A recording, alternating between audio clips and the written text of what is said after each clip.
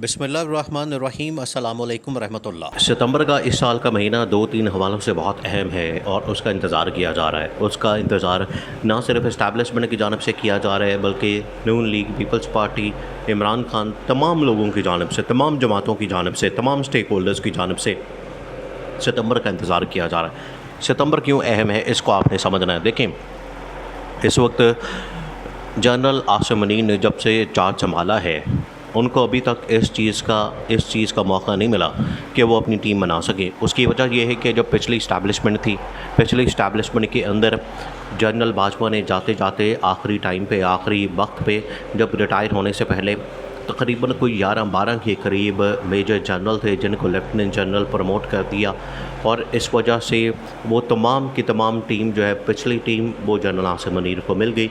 वो अपनी मर्ज़ी के लोग अपनी मर्ज़ी की टीम ना बना सके।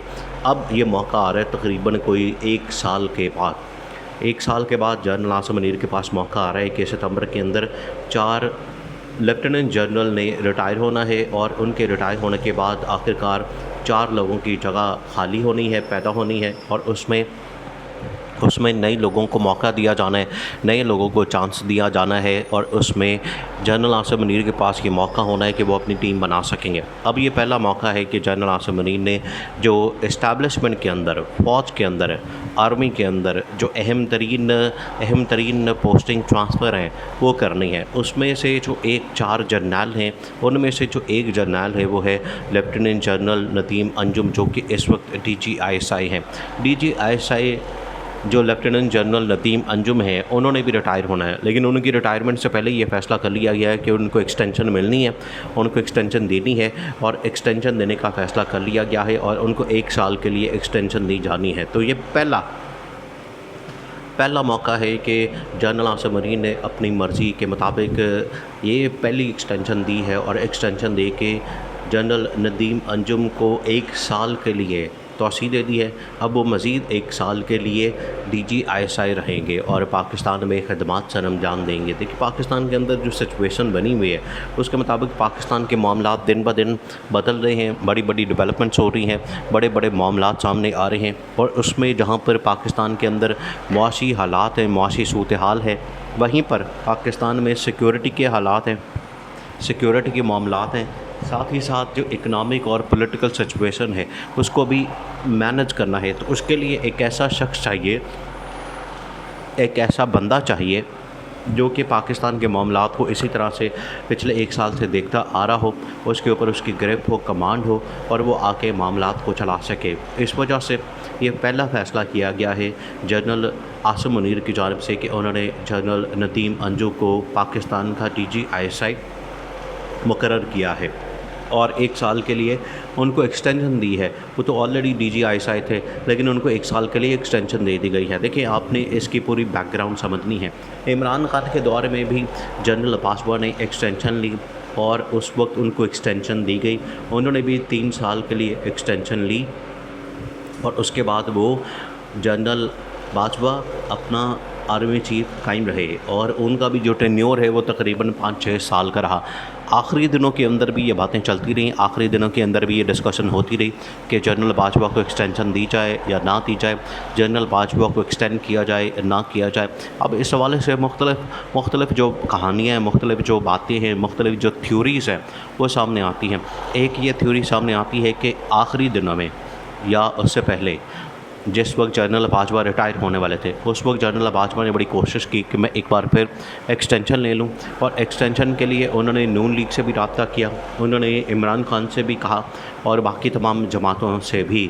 और इमरान खान ने तो यहाँ तक ऑफ़र कर दी थी कि अगर general Bajwa for life extension चाहते हैं या फिर इस टाइम के लिए, इलेक्शन के लिए एक्सटेंशन ले लें कि इलेक्शन करवा दें और इलेक्शन करवाने के बाद वो आर्मी चीफ़ रिटायर हो जाएं और नए आर्मी चीफ़ को लगा दिया जाए। अब पिछले साल जिस वक्त नया आर्मी चीफ़ लगाया जाना था तो उससे पहले ये सारी बातें चल रही थी। फिर उसके बाद ये वाला मामला भी था कि अगर कोई नया आर्मी चीफ़ ऐसा लगा दिया जाता है कि जो जनरल बाजवा की टीम का ना हो तो उसकी वजह से भी मसाइल पैदा हो सकते हैं। उसकी वजह से भी जनरल बाजवा ने रुकावट पैदा करने की कोशिश की और नून लीग चाहती थी कि हमारा आर्मी चीफ़ आए, पीपल्स पार्टी चाहती थी कि हमारा आर्मी चीफ़ आए, आसिफ जरदारी चाहता था कि मेरा बंदा आर्मी चीफ़ लगना चाहिए। नून लीग चाहती थी कि हमारा बंदा आर्मी चीफ़ लगना चाहिए। इमरान खान ये चाहता था कि मेरिट के ऊपर जो भी फ़ैसला होगा, जो भी जिस बंदे की बारी होगी उसको आर्मी चीफ़ लगा दिया जाए। तो इसमें कोई मसले वाली, इसमें कोई टेंशन वाली बात नहीं है और इसको इतना कंट्रोवर्शियल पाकिस्तान के अंदर ना किया जाए। जो इमरान खान की बात थी वो बिल्कुल सही बात थी, क्योंकि ये नून लीग को हमेशा इस चीज़ की फ़िक्र होती है या पीपल्स पार्टी को इस बात की फ़िक्र होती है कि हमारा बंदा आर्मी चीफ़ होना चाहिए, हमारा बंदा आर्मी चीफ़ लगना चाहिए, या फ़लाँ बंदा हमारा होना चाहिए, फ़लाँ बंदा हमारा होना चाहिए। तो जहाँ पर आर्मी से मतलब 4 अहम तरीन रिटायरमेंट होनी है, उसमें से अब एक तो एक्सटेंशन मिल गई DGISI को, बाकी 3 रह गई हैं। इसी तरह से चीफ जस्टिस ऑफ पाकिस्तान ने भी रिटायर होना है, उमर अता बंदियाल ने, और उस हवाले से भी इस हुकूमत ने नया चीफ जस्टिस नॉमिनेट कर दिया और उसका नाम है जस्टिस काजी फ़ाइज़ ईसा। जस्टिस काजी फ़ाइज़ ईसा को नॉमिनेट कर दिया अभी से इस हुकूमत ने। और जैसे ही चीफ जस्टिस उमर अता बंदियाल ने 17 सितंबर को रिटायर होना है, तो 17 सितंबर को जो नए चीफ जस्टिस हैं जस्टिस काजी फ़ाइज़ ईसा, उन्होंने चीफ जस्टिस बन जाना है। ये 2 अहम तरीन मामलात, 2 अहम तरीन डेवलपमेंट जो कि सितंबर के महीने में होनी है। और तीसरी जो सबसे बड़ी डेवलपमेंट है वो ये कि सदर पाकिस्तान ने रिटायर होना है।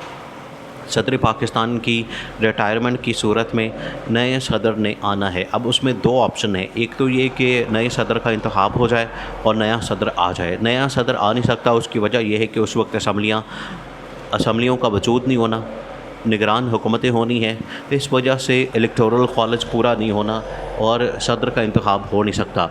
दूसरा ये कि सदर चले जाएं और इंटरिम सदर चेयरमैन सेनेट को बना दिया जाए, सादिक संजरानी को, जिस तरह से पिछले दिनों बना दिया था। और तीसरा ये कि इसी सदर को कंटिन्यू करवाया जाए उस वक्त तक, अनटिल एंड अनलेस, जब तक नया सदर नहीं आ जाता, नया सदर नहीं बन जाता, नए सदर का इंतखाब नहीं हो जाता। जितनी देर तक नए सदर का इंतखाब नहीं होता उतनी देर तक इसी सदर को कंटिन्यू करवा के और इसी सदर को आगे ले जा के नए जैसे ही सदर का इंतखाब हो तो उसके बाद नए सदर को पावर मुंतकिल कर दी जाए। अब ये 3-4 बड़ी डेवलपमेंट्स हैं जो कि होनी है सितंबर के अंदर। उसमें से 2-3 तो बड़ी डेवलपमेंट्स के हवाले से पहले फ़ैसले हो चुके हैं। अब DGISI का मामला था, उसके ऊपर भी एक्सटेंशन मिल गई। चीफ जस्टिस का मामला था, उसके ऊपर भी नया चीफ जस्टिस तैनात कर दिया, नॉमिनेट कर दिया, उसने आके लग जाना है। और तीसरा सदर मुमलिकत का मामला है। और उसके बाद जैसे ये 3-4 डेवलपमेंट्स होनी है तो अक्टूबर में इलेक्शन आ जाने हैं, वो बिल्कुल सर पे आके खड़े हो गए। अब जैसे ही इलेक्शन आने हैं तो उसके बाद मुल्क के अंदर पॉलिटिकल स्टेबिलिटी आना शुरू होनी है। और पॉलिटिकल स्टेबिलिटी पाकिस्तान के लिए इस वक्त सबसे ज़्यादा ज़रूरी है।